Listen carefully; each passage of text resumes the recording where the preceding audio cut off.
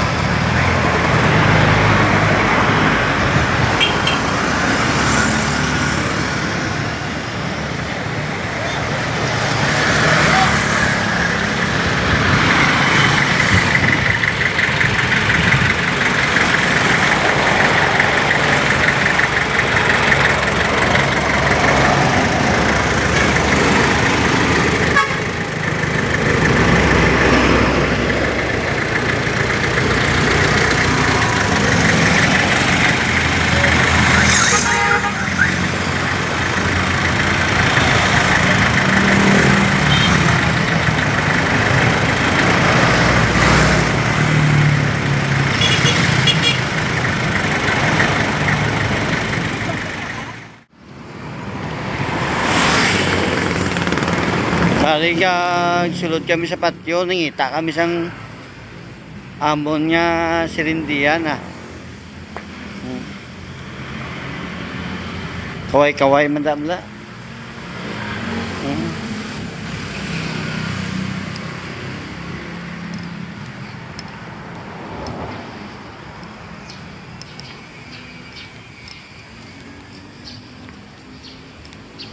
First time ko di galing nga sulod pag ano galing ni tita mo no. No? Hello guys, this is Neneng Sel. Nagsulod kami sa patio kay nagduaw ako sa akon nga ginikanan kay nanay, kay tatay, kay tita ko. Pero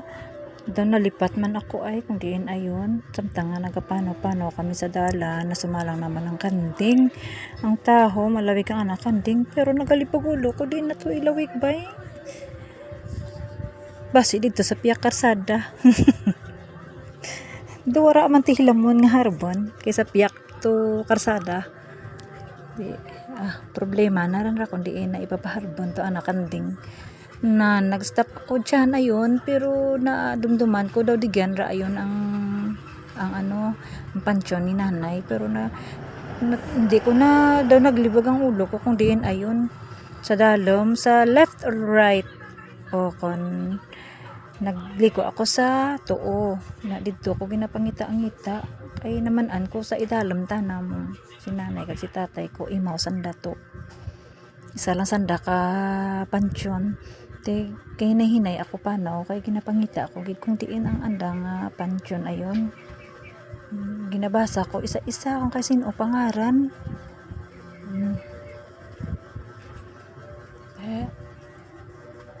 hindi para dyan ayon siguro to pa sa unahan yan.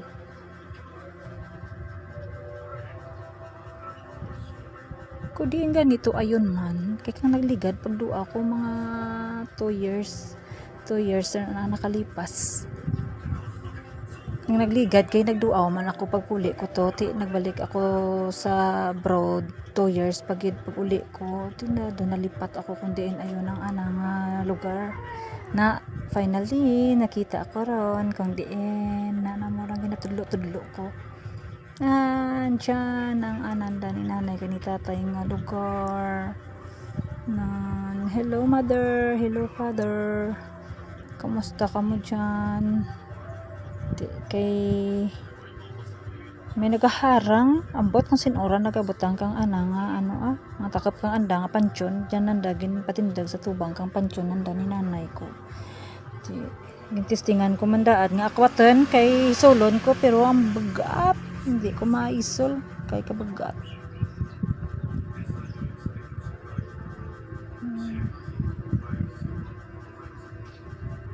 kag tapos raka hilamon na ginhawan-hawanan ko anay to kahig-kahig ko anay to ang mga hilamon kag ang mga ramo nga nagtambak tan sa tubang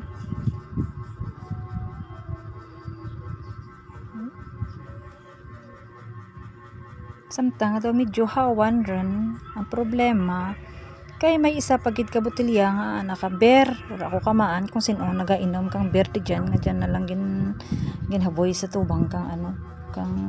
pertahan kang pansyon nanda ni nanay kag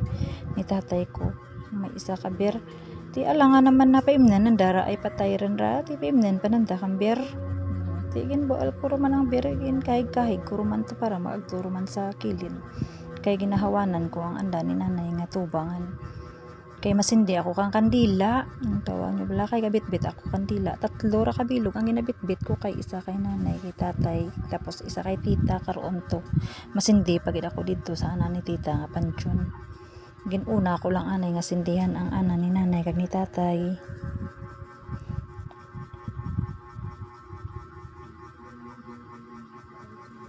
Ti mayad kay biskan dalas hangin tigin pasandi ko ta na sa kilid dito ko ginbatang ang kandila para nga hindi ta na mapatay ko maghuyap ang hangin.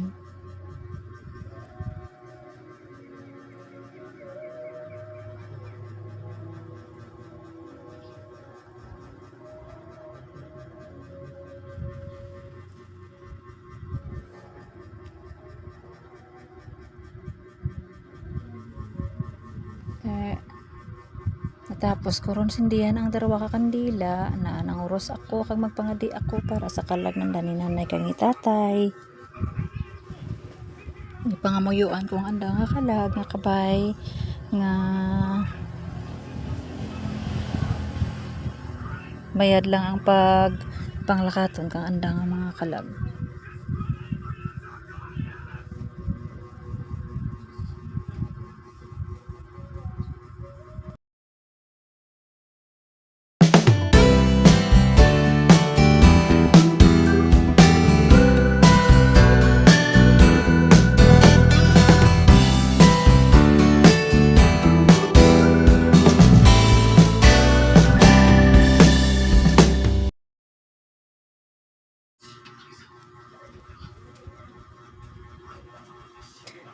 Tapos karon ang pagpangamuyo sa kanda ni nanay kag ni tatay ti oras rin nga magsaylo na naman ako dito kay tita. Diyan man si tita ko ginlubang pero lain ta na nga lugar nga ginlubngan ka na samtang nagadiretso ako dito papunta kay may aragyan ra dito sa punta tapos maliko ako dito pagtud straight lang ra dito pagto kay tita pero may nakita ako nga pansyon nga bukas so medyo nakalbaan ako kaya nanghagad ako sa akan imaw nga dali mabalik kita dito kita maagi sa tubang kang pertahan nga entrance magpasalad kay may aragyan man dito pagto sa ana ni tita nga pansyon so nagbalik kami ayan gadidali ako magpanaw kayo na nakalbaan ako kay karako ka mga pansyon dito nga bukas siguro na to ready na to nga iisla na naman kang bago nga mga ilubang ti medyo gimbuksan nanda siguro para nga matinluan nanda kag ibaslan ra mga kaiba so ayan paagto na ako dito sa lugar kung diin si teta finally nakaabot na ako sa ana ni tita nga pansyon so nagsindi na naman ako ng kandila sindihan ko man si tita kang kandila ako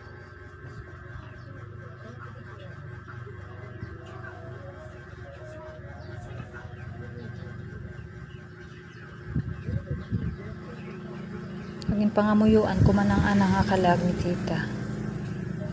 kabay nga maggamang alinong na ang ana nga kalag sa piyak nga kinabuhi.